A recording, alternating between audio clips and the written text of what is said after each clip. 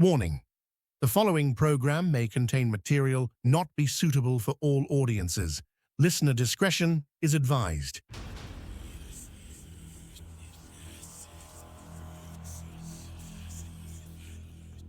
They say for every light in this world, there is a shadow waiting to reclaim it. We've been told what to believe, what to fear, and exactly where the boundaries of real end. But tonight, we're crossing those lines. From the whispers in the attic to the lights in the desert sky, and the entities that walk among us, we are stepping behind the veil. Transmitting from deep within the mountains of West Virginia, it's time to seek the truth.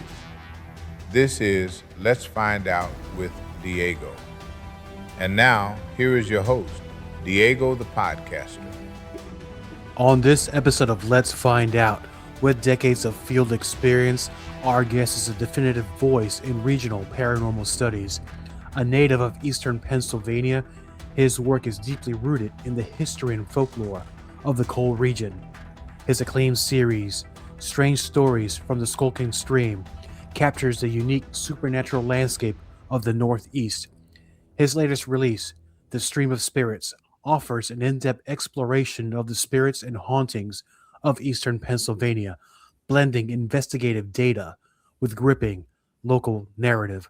All this plus more.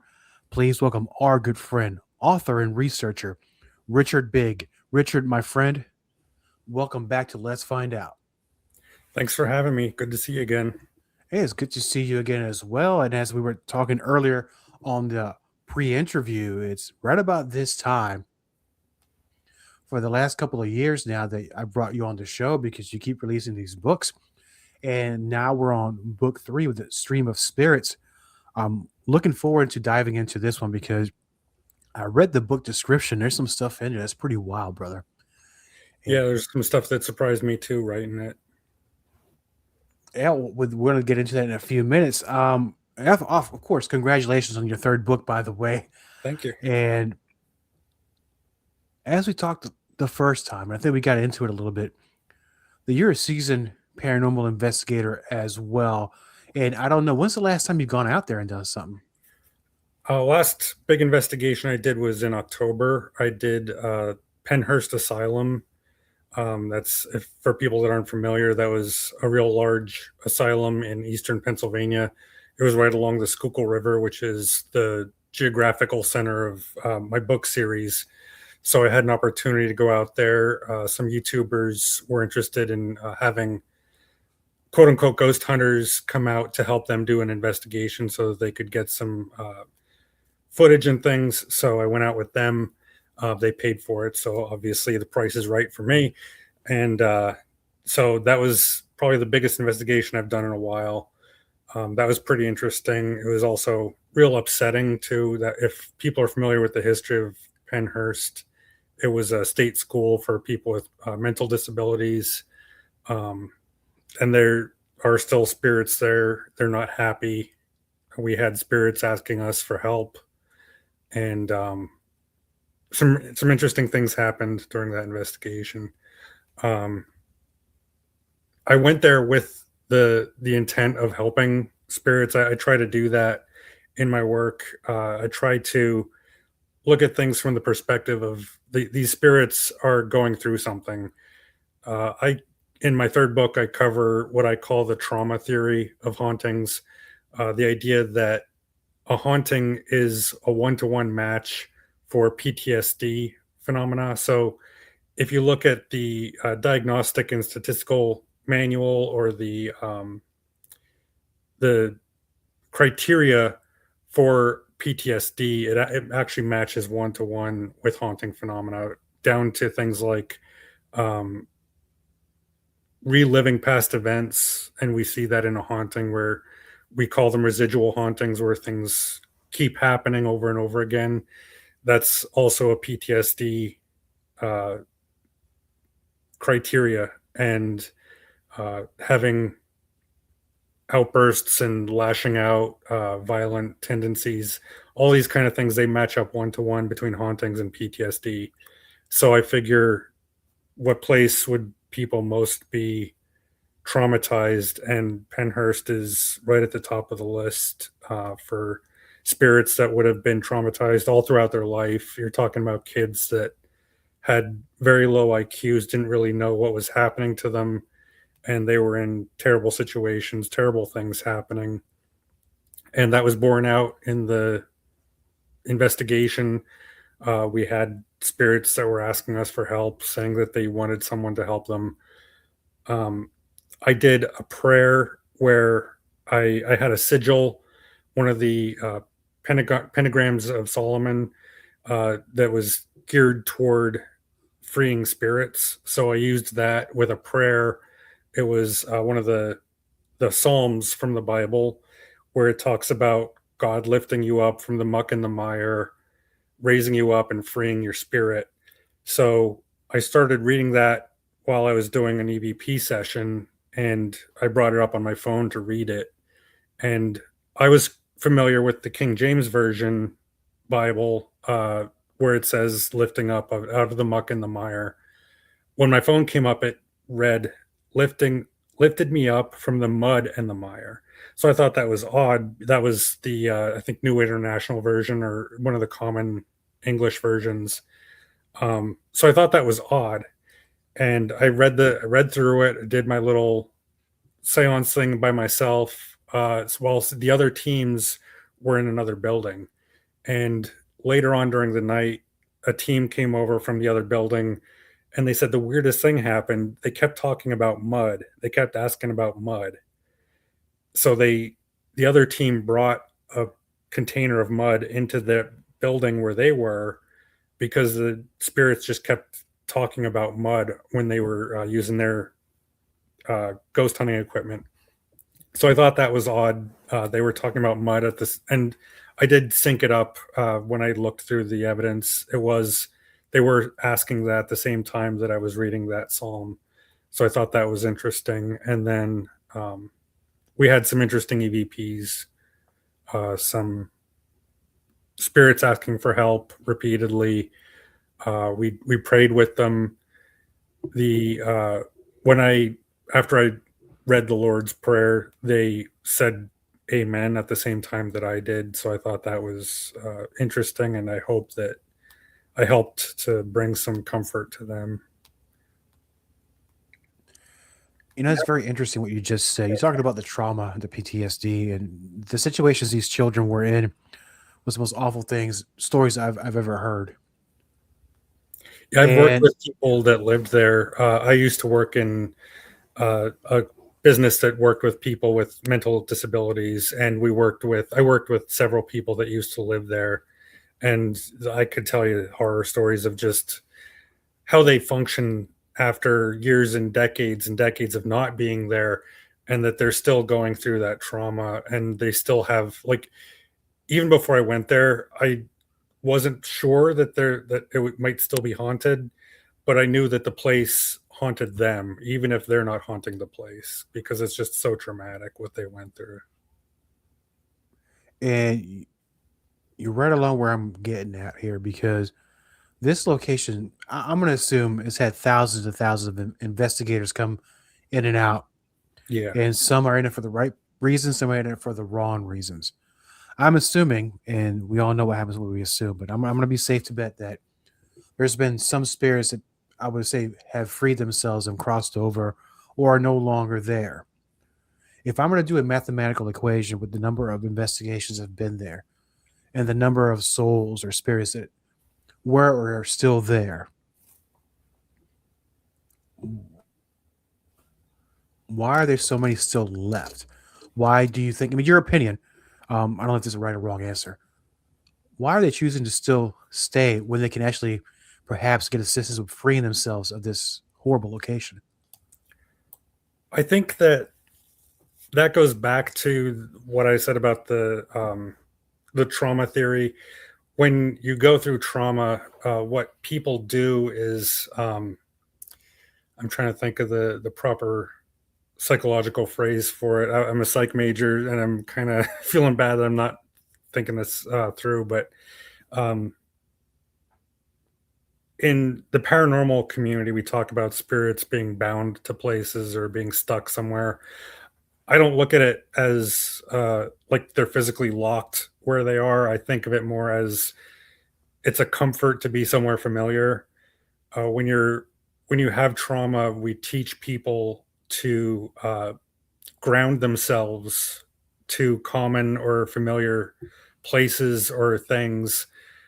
You can do this by yourself if you have trauma, if you're experiencing anxiety or something. You can touch a piece of fabric and focus on it, and that will ground you to that moment in time. You can read old diaries or look at old pictures and think about how you felt at that time, and that can help you to relieve some of that trauma or anxiety. And I think that spirits are doing that themselves. Uh, People do it automatically, but it is also a psychological technique that we teach people in psychology to do this on purpose, to focus less on the traumatic things. They'll ground themselves by focusing on familiar things, familiar textures, familiar people.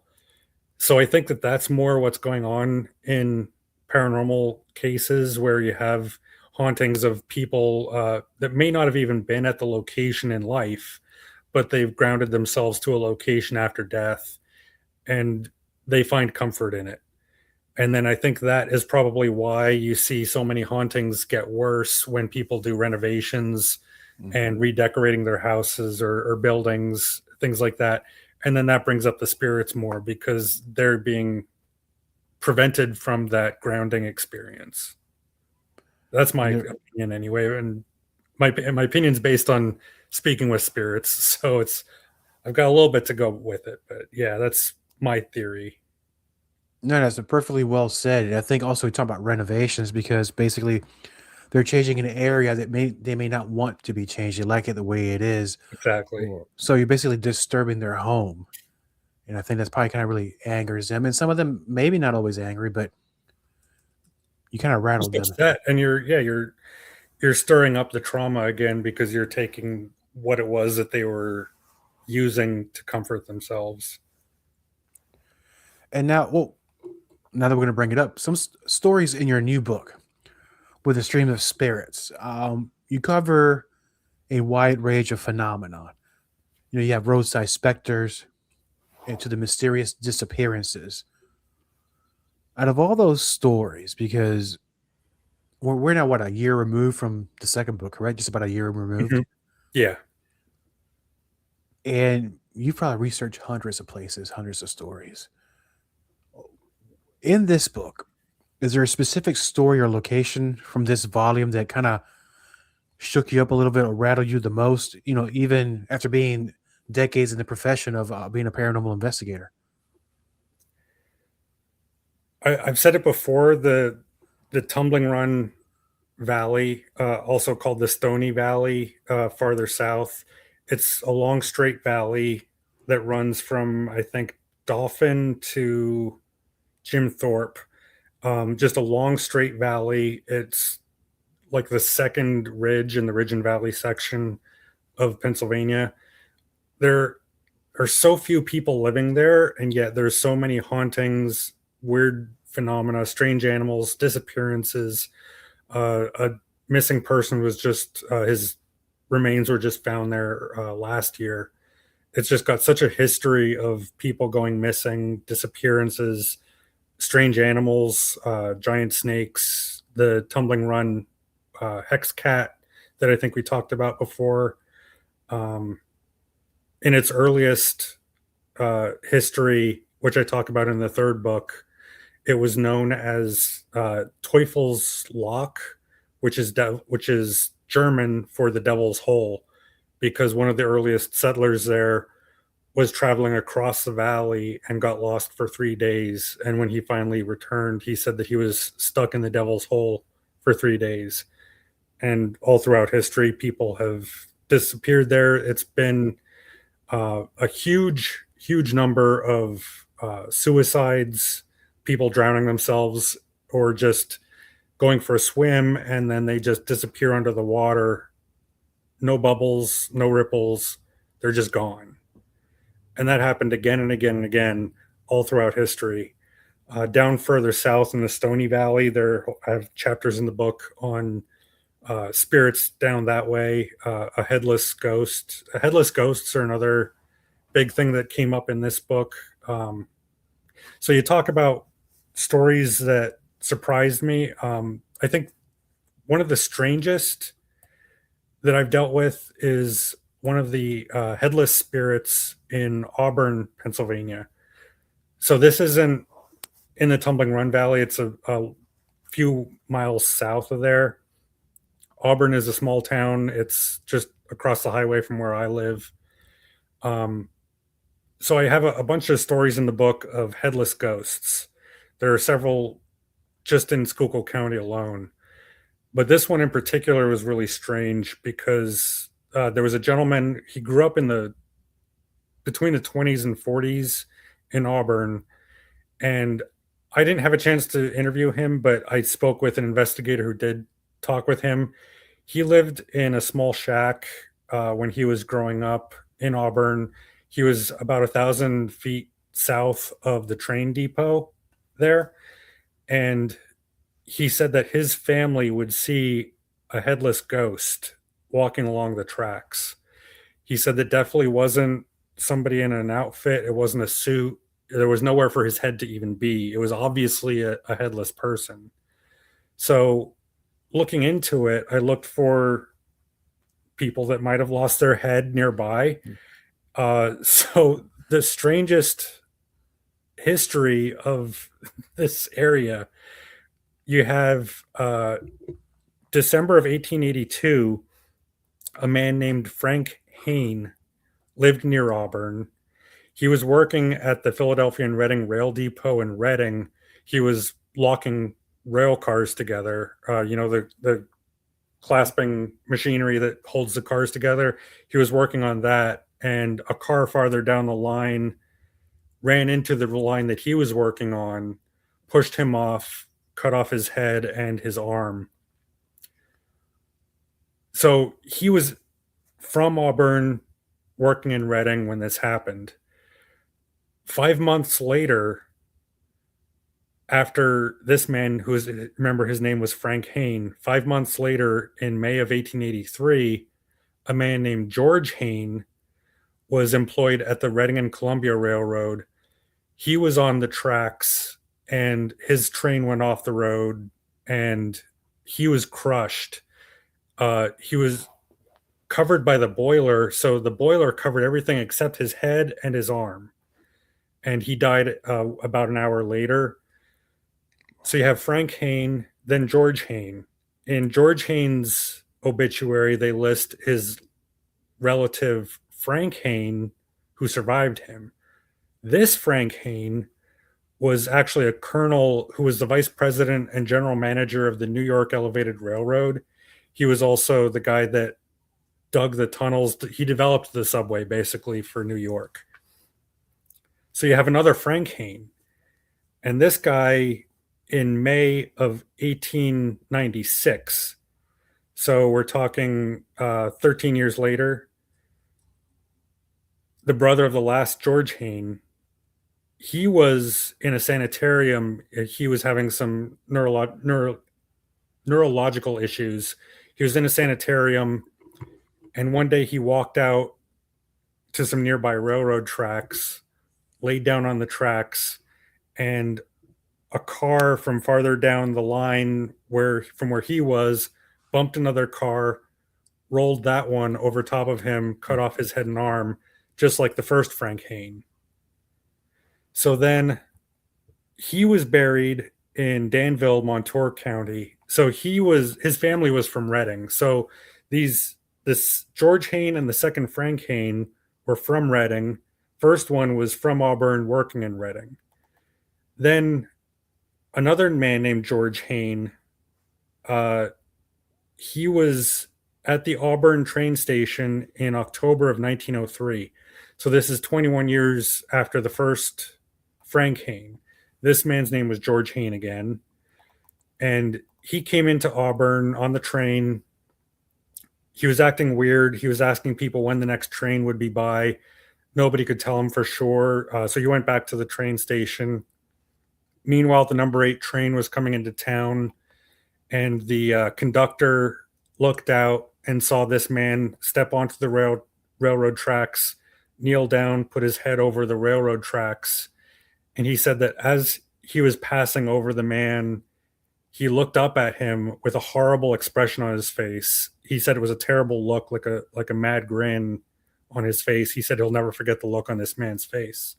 So over the course of 21 years, you had Frank Hain, George Hain, Frank Hain, George Hain, all between Auburn and Reading, all being decapitated with their arm and head being cut off, all along the same stretches of tracks, or at least crossing those same tracks to be buried.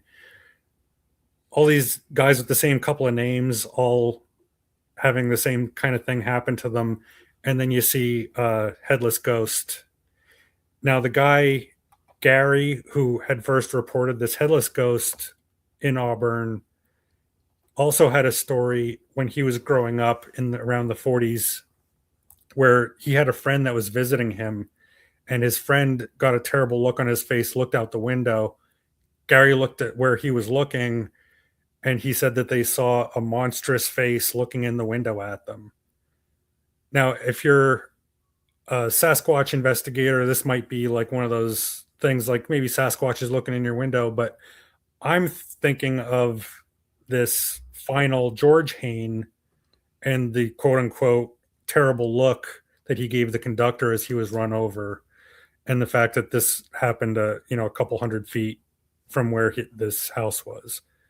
So I thought that was an interesting story, because you have not just a ghost, you have a couple different types of ghosts, and just this weird repeating pattern of history. I'm starting to think there's something with this family line. And I know you've done plenty of research, and the first thing that comes to mind, for me at least, is there some sort of generational curse with this family? Do you know? Only the two of them were related. The two in the middle, the first George and the second Frank, they were brothers. I couldn't find any relation with any of the other guys. So it's like it's just the name, and it's just George Hain, just Frank Hain. You couldn't find 4 I want to say an awful joke, but 4 people who won the most unluckiest lottery of all with the same last name. I've never heard of such a thing before. That's very interesting. And because I'm thinking headless people, and you're thinking about, I mean, we didn't talk about there's no beheadings in the area, but everything's the same. We're talking trains here. Yeah. And in India, there is a type of ghost in their folklore. There's a type of ghost that's a headless ghost that is linked with trains. Like that's a theme in this Indian lore. There's this type of ghost that was decapitated by a train, and that they return to look for their heads. And you see that same connection with trains here in Pennsylvania, where a lot of the headless ghosts. There's another headless ghost in Molino, about 2 miles south of me, where a gentleman was, when they first brought trains to the U.S., he was looking at the train. He was on his horseback. He and the horse were decapitated. So that was, I'd say, about 3 miles south of Auburn, where this other one happened. So there's this weird connection with trains and headless ghosts for some reason. And another one down in the Stony Valley, which was the same strange valley that I mentioned. Another story from the book happened there, where a gentleman laid down on the railroad tracks for no apparent reason. He was run over, and now people see a headless ghost there. Interesting. Now, in today's time, and I know that things happen with trains now, I think, aside from crime, where there's been reports of people pushing people into the train tracks, or suicides, perhaps. But in this type of thing, where it seems to be purely accidental, has there been any current stories about people dying this way, or trains in your area? Thankfully, I'm not familiar with any. I don't think that it's happened lately. That these were in the late 1800s. The one with the headless horse rider, that was when the trains first came here. So it was when people were less familiar with the danger of trains, and they were just trying to be a looky-loo and see what it was about. These guys were mostly accidents. You could make an argument that maybe the second Frank might have been a suicide, and the second George might have been a suicide. Or the second George definitely was a suicide. He left a note. So he definitely did that on purpose. But the other two were just train accidents. Thankfully, like you said, it hasn't happened lately. Knock That's on wood. good. Yeah, and this be a warning. Any listener out there, a friend of ours that have a last name of Haynes, maybe Yeah, stay off you the want train. to stay off the trains, man, because it's not worth it. Go ahead and fly or drive yourself. But all joking aside, that's an amazing story, which is what you bring to the table in this book series. And you spend a large portion of your life, you documented the shadows of Eastern Pennsylvania. When For someone who grew up close to your area or around the area, what is the one hidden haunted landmark that they likely pass by every day without even noticing and don't know anything about it? Uh, Probably the Red Church in Orgsburg. People pass that every day. The church itself doesn't have any real hauntings necessarily. I went to church there when I was younger. It's got a little bit of a spooky vibe sometimes, but across the road from it is the cemetery. And I'd say a good third of my last book took place right around the say a quarter mile of that, because all around the red church there were tales of one guy that was killed by an axe murderer, and then his ghost would come back and scream from his grave. His grave would go uncovered until the guy that killed him actually committed suicide. Um, Another case was a gentleman that was the the teacher at a small one-room schoolhouse that was located about 100 yards north of the red church, and he had a demon dog, a small black dog that only he could see or hear, and the dog would tell him to kill himself, and eventually he did kill himself. Another case would be uh, there were just several cases of witchcraft. There was a woman that was escaping like a white witch cat that had jumped on the back of her horse, and she knew that if she could escape to the red church, that she would be safe. So when she reached the red church, it was kind of like an Ichabod Crane type of story where it's like the chase of the demon coming after you. So she had this witch cat that was jumping on the back of her horse, and once she got to the red church, she was free and safe. Wow, there's Pennsylvania gives so much, and this is just Pennsylvania. We still have plenty of other states here in the United States where a lot of weird stuff happens. Some states are more known for paranormal. A lot more states are known for UFO or cryptids. Pennsylvania kind of has a flavor of all three. Yeah. Same thing here in West Virginia. We have Oh yeah. our fingerprints on a lot of these things. And with the stories and the research that you've conducted, now you have the third book. Are you physically going to some of these locations? Yeah, a lot of the stuff that I write about, or especially in the third book, are places that I've been. I go to the places when I'm writing about them just to see the place, see what it's like, get the vibes from the place. Especially with the third book being on spirits and ghosts, and me being the paranormal investigator, I put in some of the investigations that I did, some of the hauntings that I've dealt with, or just weird cases that me or my friends have dealt with. So some of the roadside hauntings were just legend trips that my friends and I had dealt with. So where you go out looking for ghosts and you just find crazy stuff happens. And now You didn't beat me to the punch, but right along the lines of thought what I was having. Because you're going to these locations, you're writing about them. Mhm. And I know you've been a paranormal investigator for a long time, and there are certain risks and rewards when it comes to that kind of field of work. When you started writing about these stories, did anything change for you? Anything about you change? I think that I became more aware of. I bring this up every time we talk. I just became more aware of the connection between all these different phenomena. You think of Bigfoot, UFO, witchcraft, ghosts, but the more I research it, the more I see it's all interconnected. There's stories of Bigfoot where that are thematically similar to legends of ghosts and people that are interacting with the spirit world, where legends of Bigfoot are sometimes also identified as coming out of UFOs or dealing with UFOs or having some kind of weird technology with them.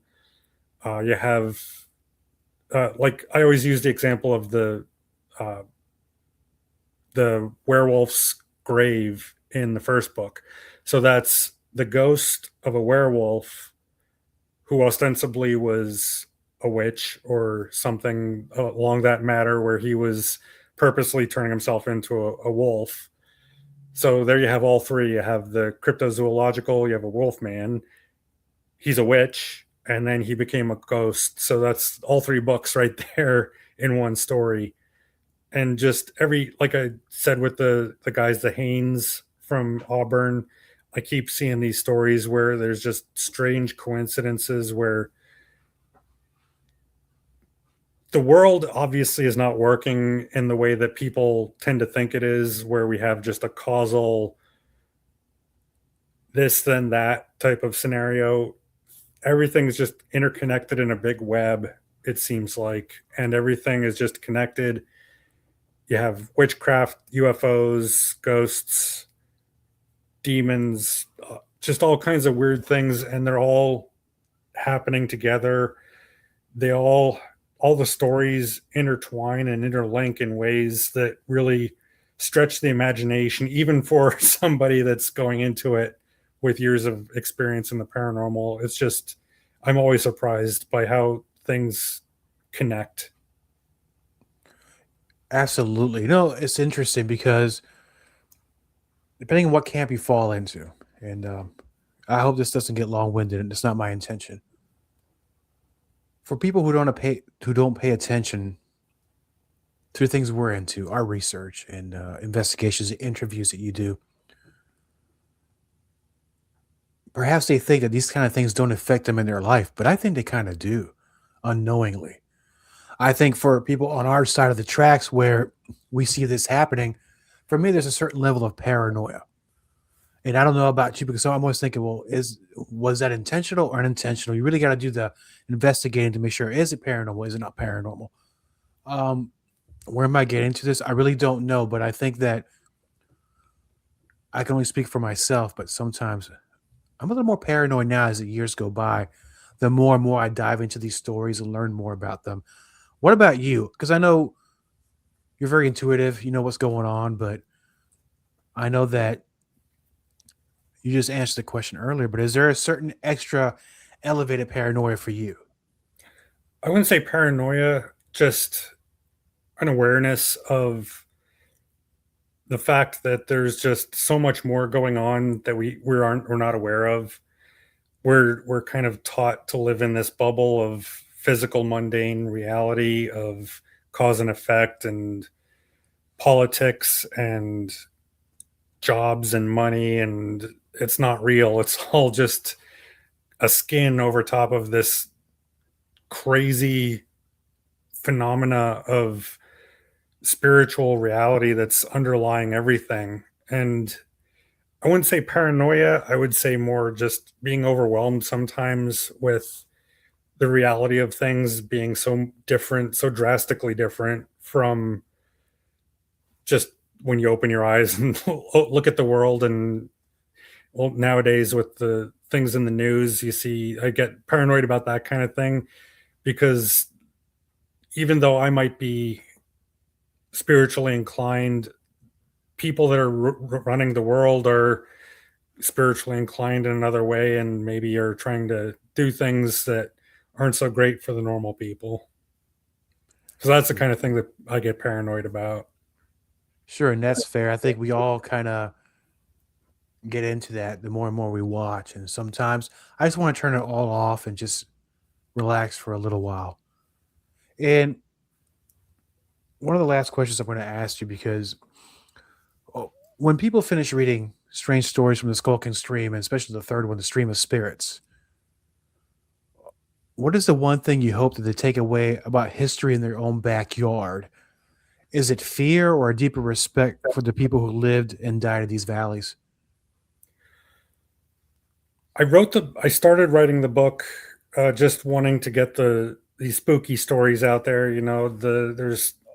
I see scary stories of this and that county books, and I kind of started off as writing spooky stories, sharing kind of the folklore.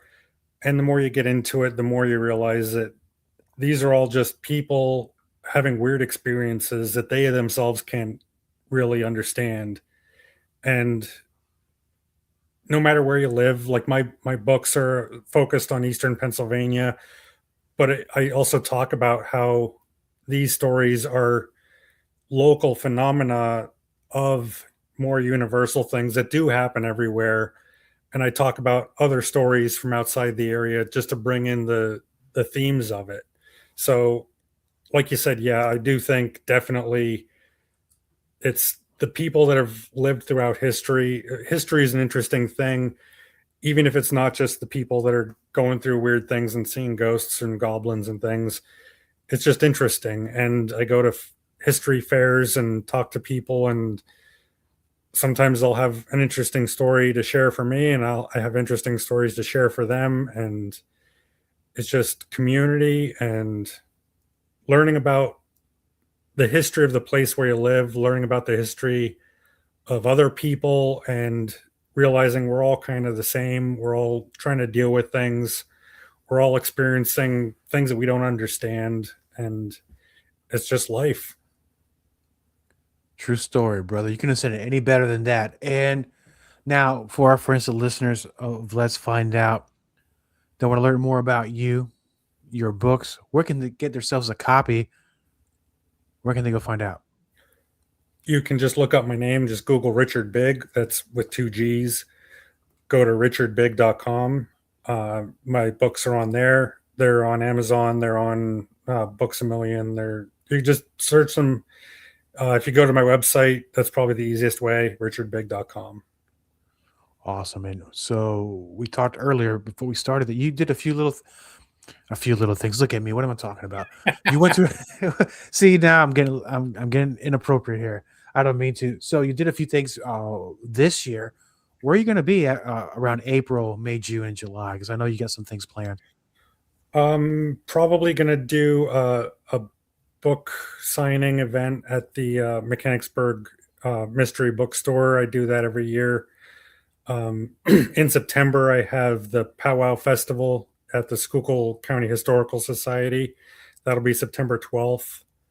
I'm going to be at Albatwitch Day again in October 10th. That's at Wrightsville Riverfront Park in Wrightsville, PA. Right now, that's the big three. Probably do some more events here and there, some historical society events, things like that. Go to the website, you'll find it. richardbigg.com. And now that I've had you here a few times already, I know you're working on something. I'm not going to spoil it. I know you got some things in the work. When that new book comes out, let's bring you back on the show, because I think that there's going to be more stories. And I'm looking forward to hearing them and looking forward to having you back on the show. Yeah, weird things don't stop happening, so I'll keep writing about them. Thank you, my friend. Copyright Diego the Podcaster. All content for Let's Find Out is the property of Diego the Podcaster and is served directly from our servers with no modification, redirects, or rehosting. All celebrity impersonators are paid performers.